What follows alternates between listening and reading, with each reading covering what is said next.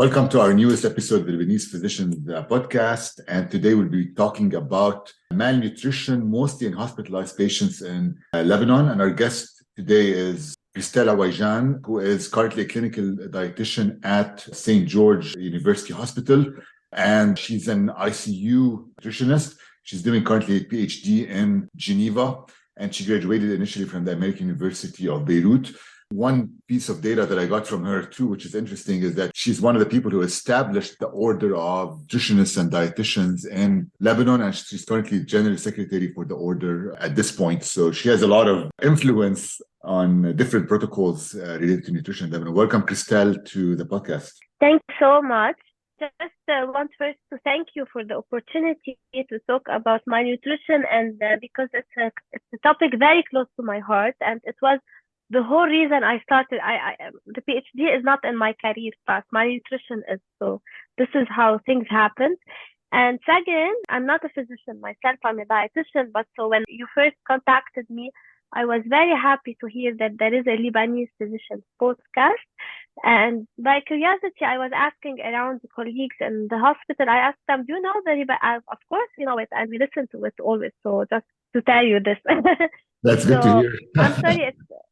So now you have a new follower, and I hope you will have more dietitians, because I think it's very interesting to have this multidisciplinary approach in dealing specifically with patients. And I think the objective of what we're going to talk about today is the importance also of not having only dietitians on board when we have a malnourished patient. Everyone should be involved. Right. And that's what I try to do with my podcast, is always try to, even though it's called the Lebanese Physicians Podcast, but as you start hearing the episode, there's a lot of episodes that were done with non-physicians, healthcare workers, because I think it's important. Everybody's important. Everybody. And so basically, this study, we can talk about it in a bit, but the study about malnutrition in inpatients in Lebanon came about, I guess, as part of your... Was it master's or PhD journey? No, it's my PhD journey. Okay, yes, exactly. And as we embark and talk about this study, but I want to ask you first to tell us, because not everybody knows this, what's the definition of malnutrition, and are there varying degrees of malnutrition? Yes. So by definition, malnutrition is when a nutrition status is not appropriate. So it can be over or under nutrition. But when we talk about malnutrition in a hospitalized or in a community setting, usually we mean an undernourished patient. So biologically speaking, it's a patient who is eating much less than what his body needs, and that's why he will rely on his body reserves, mainly muscles and fat, and this is where he starts losing them. We say muscle and fat wasting, and we have malnutrition. It's very important to mention that there are different types of malnutrition, and this is a big ambiguity in healthcare, because the malnutrition we know that in the community that we are more aware of it is what we call the starvation-related malnutrition. It's simply because the person is not eating enough. But when we are in a hospital setting or in a healthcare setting, this is where we talk about what is mentioned in many societies as disease-related malnutrition. So the person we have in front of us is losing weight not only because he's not eating enough, but because his disease is causing an inflammatory process in his body. And this is where we differentiate between acute disease-related malnutrition and chronic disease-related malnutrition. So it depends, is it an acute disease or chronic disease? And when we talk about the malnutrition as diagnosis, if you want to go to international classification of disease, even in the new version of the WHO, the ICD-11, we don't find any classification of disease-related malnutrition. We have kwashiorkor, marasmus, protein allergy malnutrition, or reflecting the malnutrition we find in a community setting. But we don't have a specific coding for the malnutrition related specifically because the patient has a certain disease causing it. So this is one of the big aims now of a big group that I worked with them in my research called the Global Leadership Initiative on Malnutrition, known as GLIM. And they are trying to find a unified diagnosis of malnutrition because it's not that clear.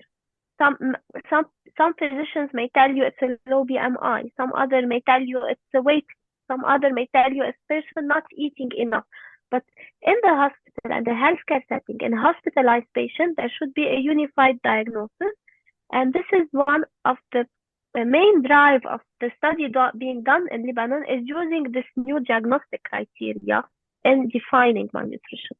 So basically, just to be clear for what we're discussing right now, is we're discussing malnutrition in patients who are admitted to the hospital, i.e. patients who have chronic diseases and develop malnutrition related to that, and not community-based malnutrition. Yes, exactly. So it's a malnutrition in adult hospitalized patients. Of course, we see it also in pediatric, but the first phase of the study was targeting adults. Pediatric also is another very important population, but also they have their own diagnosis of malnutrition, and we differentiate in pediatric between a malnutrition due to community, or what we call starvation-related malnutrition, or with disease-related malnutrition, even in pediatrics. So how did you decide to conduct, I guess, a study, and what prompted it? So the study came after I have working as a clinical dietitian in the hospital for more than 15 years. And when I first started working in the hospital, I noticed that there is no nutrition screening. And it's not only in our hospital, it's in all Lebanese hospitals. So we don't know this patient who's being admitted to the hospital, what is his nutritional status. And there is a clear role of a dietitian in a hospital. So what dietitian do in a hospital? Is she only there to prepare a menu for patients? Is she only there to give education? What about patients who are catabolic, malnourished, and all these related factors? So we started working on a nutrition screening system in the hospital, and it was a very nice pilot study we did just to see if we use a screening, will we have number of patients who are malnourished even upon admission. It was a small abstract. I was invited in the American Society of Science and Nutrition back in 2018 to talk about this pilot study we did. And it showed really very high rate in our small hospital community of patients being malnourished. And when I digged further, there are no real data of the Middle East in general. So I didn't publish it yet. It's going to be published hopefully 2 to 3 months from now. It's a systematic review I did on what are the studies done on malnutrition in hospitalized patients in the Amro region even. Do they do it? It's very rare. We don't have data about it. And it's very important to know, because if we want to do a change, I always believe change should be from bottom up. Okay, we need to show to whoever is responsible. It starts by hospital administrator, by national policies, by regional policies, that really we have a lot of malnourished patients in our hospital.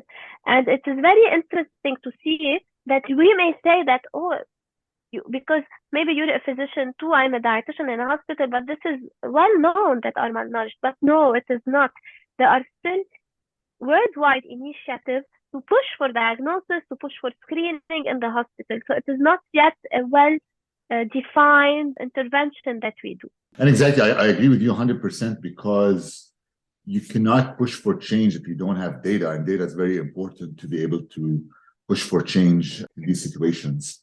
And you can't depend, let's say, on data that's coming from the West or from other countries. You want to depend on data that is specific to your culture or community. I saw, like, when I was reading through your article, there's different criteria, right, to define hospital-based malnutrition.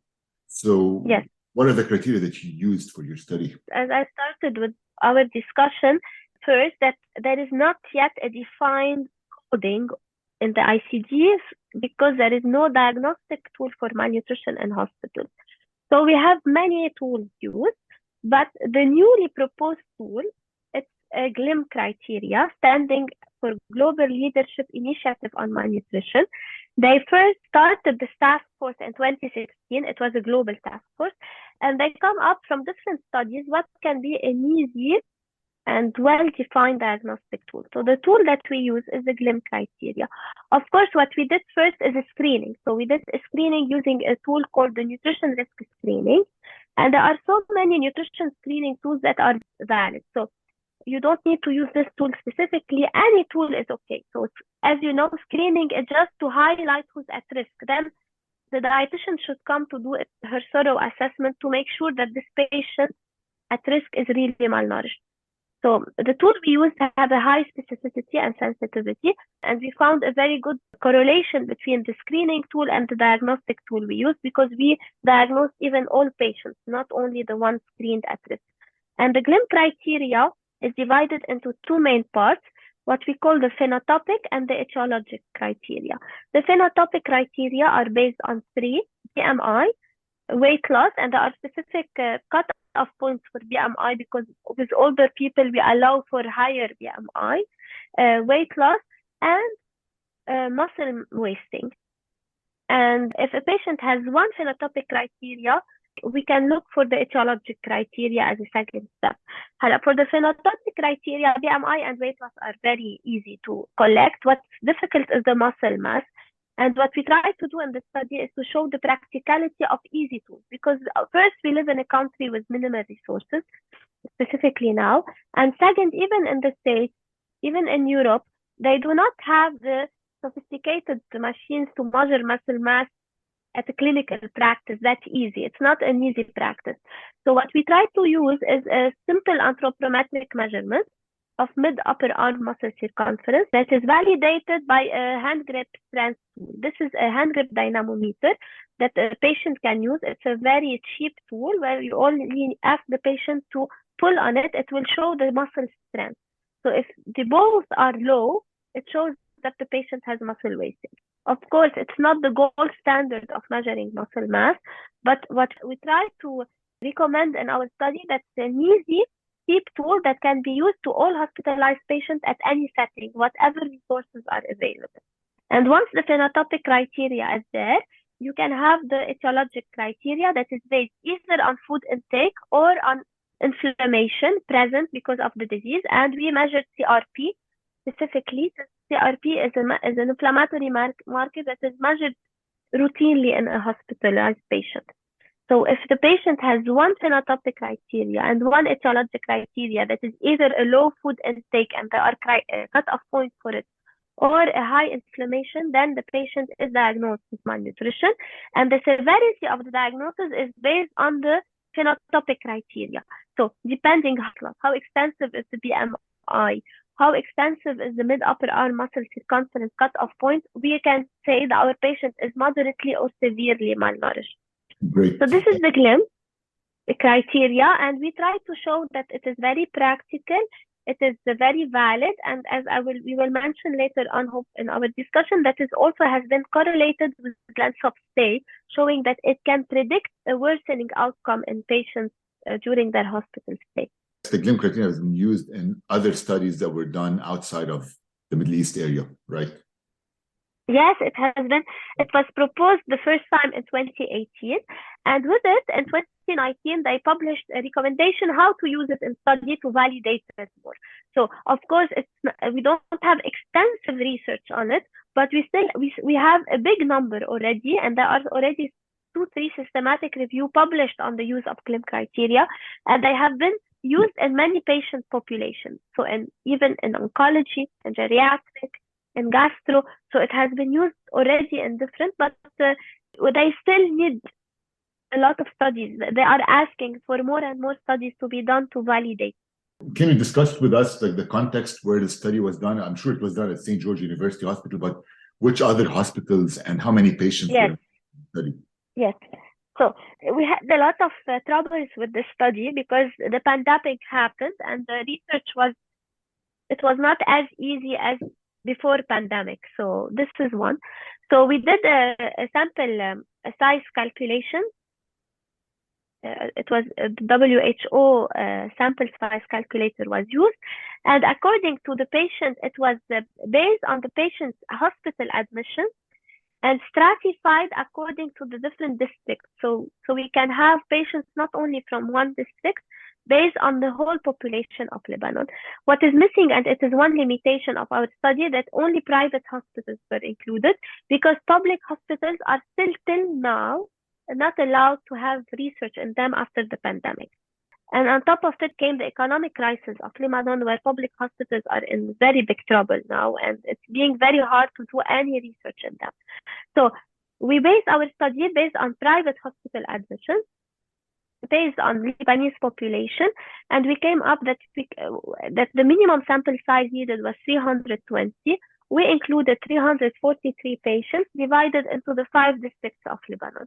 How did we choose the other hospital? It was honestly by convenience. Like, we know hospitals who are ready to collaborate on these studies were included.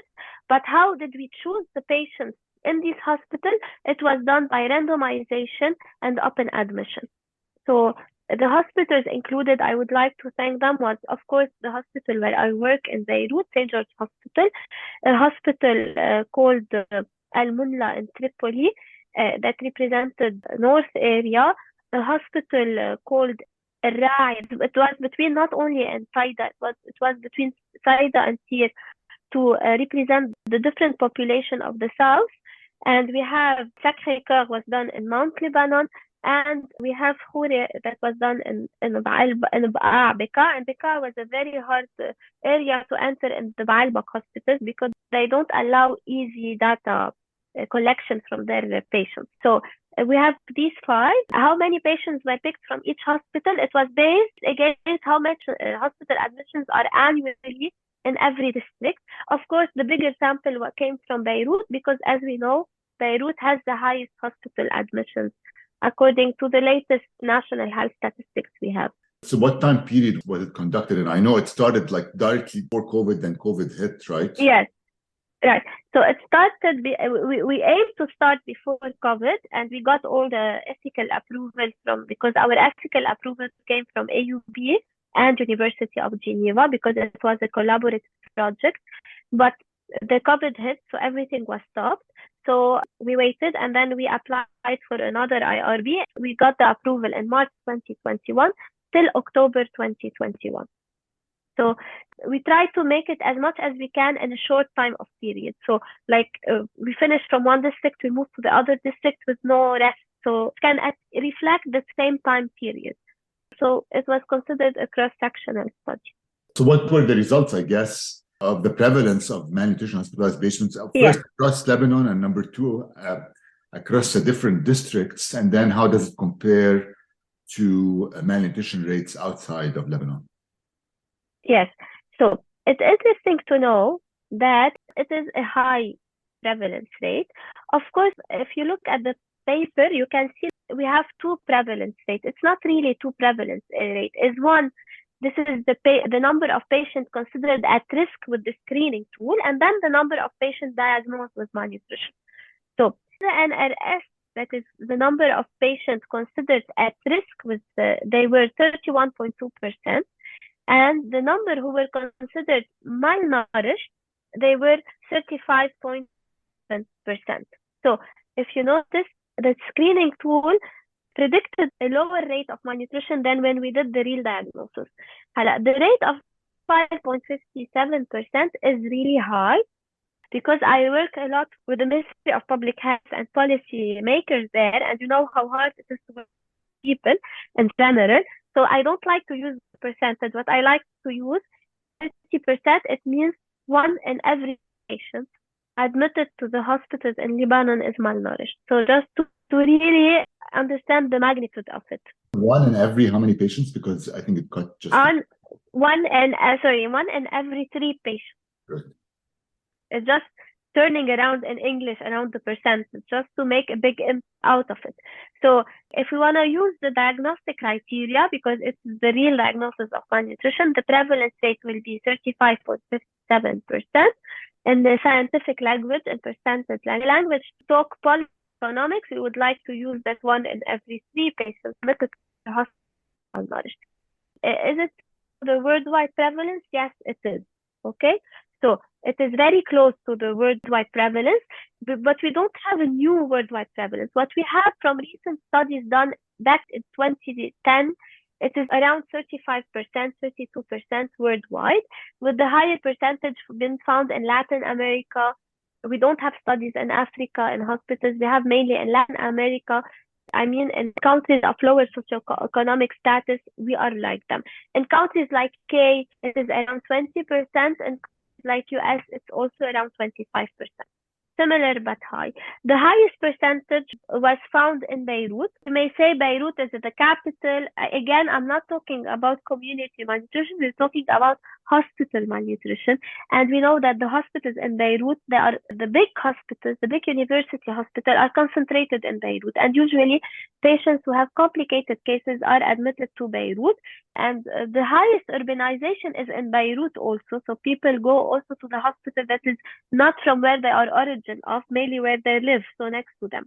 And it was followed by Mount Lebanon, by North, and then by Bekaa.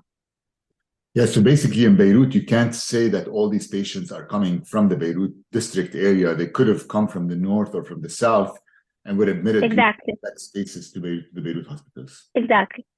Because the Beirut hospitals are more like tertiary care centers. Yes. In that case. How does this malnutrition impact the healthcare system? Does it increase cost? Does it increase mortality? How does it affect the system in Lebanon? Okay, so in our study specifically, we did measure the association of malnutrition with hospital stay specifically. And we did a multiple logistic regression accordingly. What predicted most the length of hospital stay? To be very honest, we had mortality data, but they were not significant.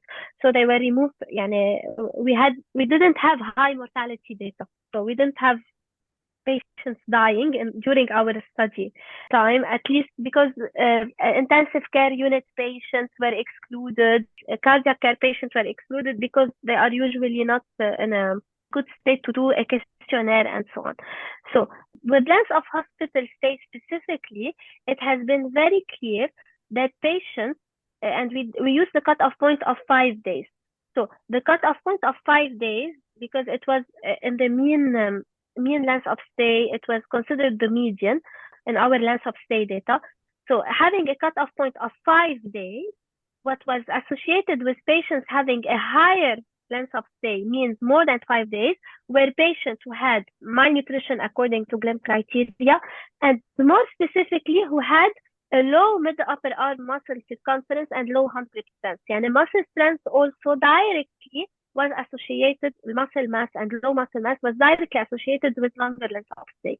And in the multiple logistic regression, taking other variables into account, like even taking the underlying disease, the comorbidities, how many home medication they are taking, what other diseases they may have, the only significant predictor of increased length of stay was malnutrition diagnosis. So this is what we try to show in our study, at least, that malnutrition in Lebanon is associated with an increased length of stay. So what do other studies show? First, length of hospital stay is a direct economic factor. Okay, so economic healthcare cost is directly driven by the length of hospital stay. So it increases the healthcare cost. This is one. It increases, of course, other complications. And it is very important to mention that in other studies, malnutrition has been associated with increased mortality. Again, like we showed too, increased length of stay, with decreased wound healing, with increased surgery complication, even increased nosocomial infection. So yes, malnutrition has a high impact on the quality of life of patients and on the healthcare costs due to the complication they are doing.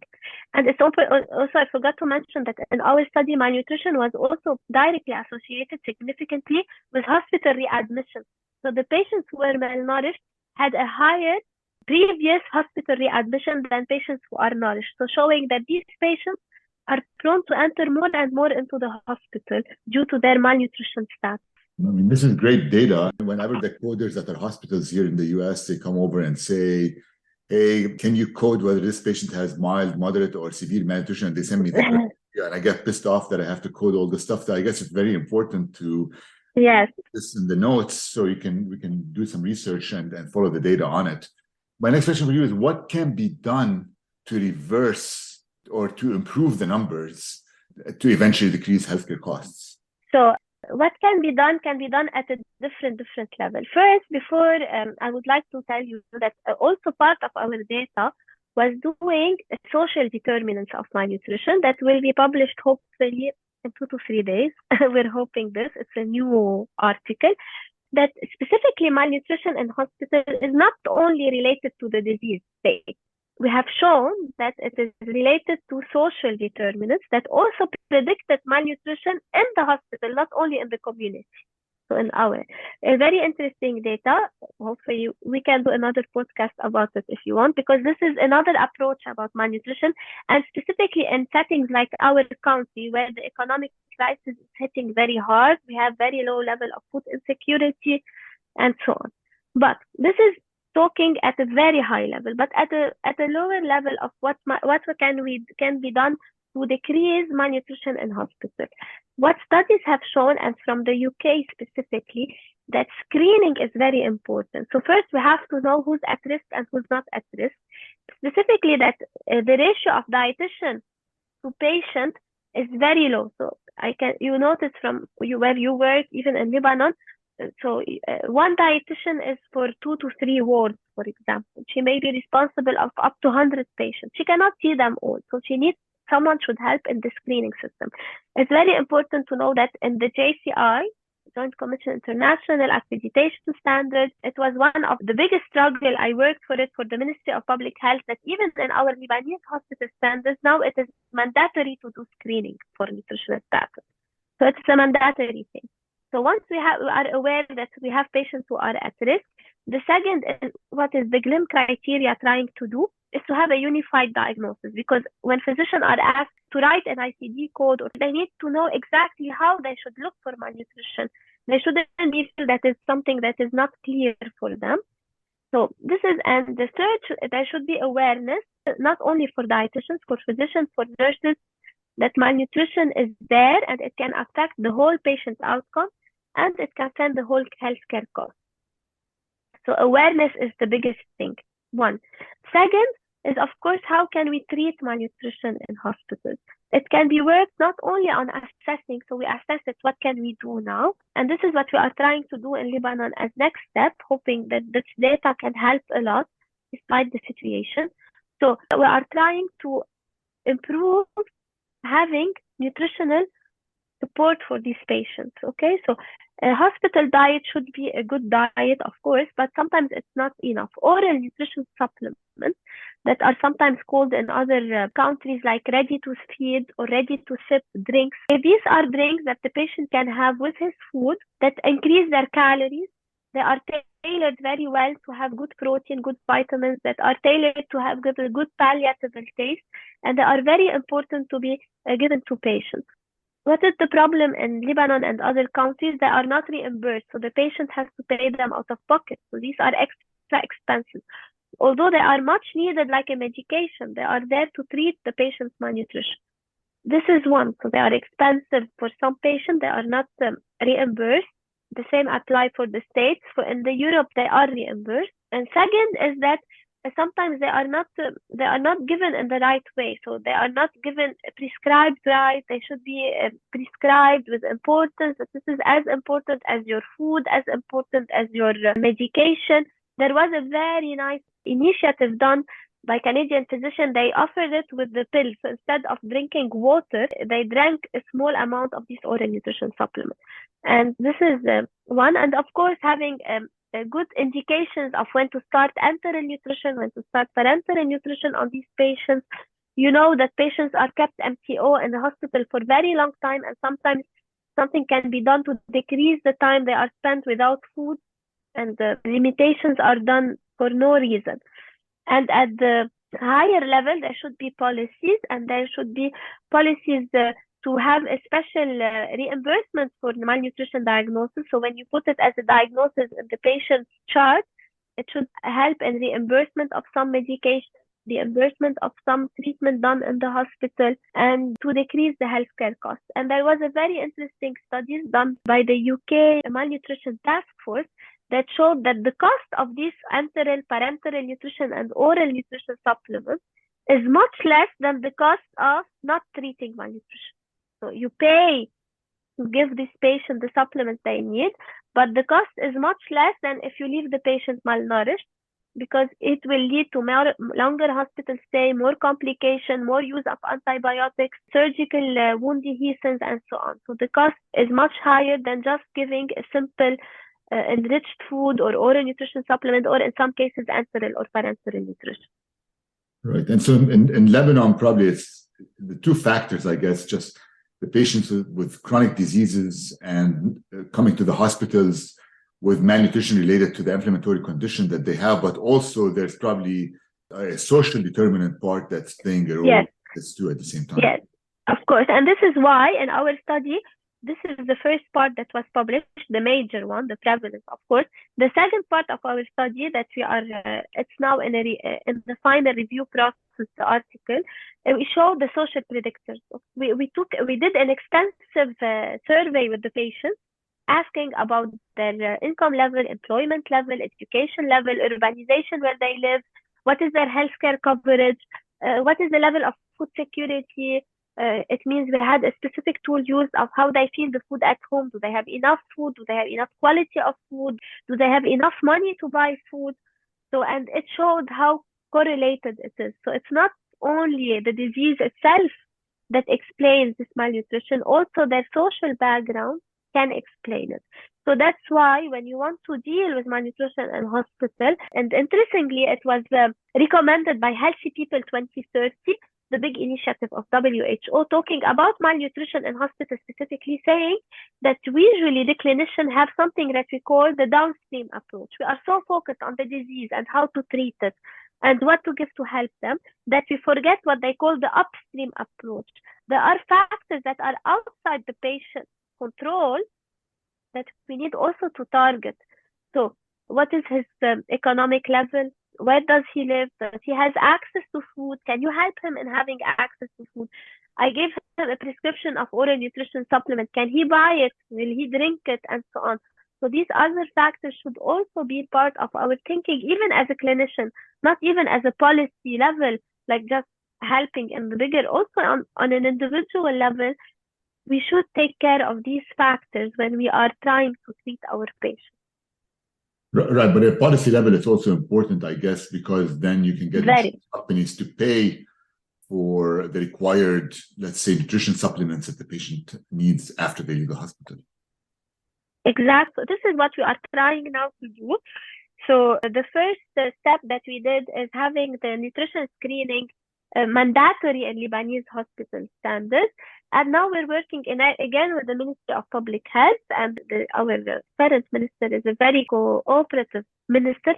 We are trying to work on how can we reimburse it, because in Lebanon, it's not only the oral nutrition supplements that are not reimbursed, also enteral nutrition is not reimbursed. So imagine the patient is on a tube feeding, and at the end of the day, he has to pay for his own enteral feeding. So we need to work on the reimbursement issue by, as you mentioned, that is very important, changing in the policies in our national policy. Actually, that's interesting because I worked in Lebanon for a couple of years and I did not know that enteral nutrition was not reimbursed. So you just gave information. So a lot of us don't know that, I guess, when you discharge the patients. Yes, exactly. And he will pay it out of pocket when he's discharged from the hospital, no matter what is his insurance, even if he's on a private insurance coverage. Yeah, so great. So it's good that you're on the Lebanese Order of Dietitians and Nutritionists, because that way you guys can try to impact policy from that standpoint. So we talked about, I think, one of your studies about the social determinants. Any other future studies on the topic or future directions that you're going to go with? Yes. So now we are hoping two big projects, hoping for them. And before one small project is I need to defend and finish my PhD in 1 month. So once I'm done with this, hopefully, I will be moving to doing two big things. So one is the national surveillance. We are trying to open like a national surveillance system for hospital malnutrition, like having the data unified, that's obliging all hospitals, since now we have the mandatory screening, to do at least the screening. So at least to have number of who's at risk in malnutrition, and to collect this data in the national surveillance. So we don't have it a lot. Even we don't have cancer surveillance, but we are trying to have this malnutrition surveillance. And the second step is now we did the study on adults. So the second research will be on pediatric, of course. And with the same structure, like having it in different districts and different hospitals, and having with it, of course, the social aspect, not only the clinical aspect.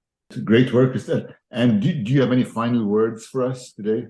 Yes, of course I do, but I don't have anything to add anymore on the study. Thank you so much for allowing me to talk about it.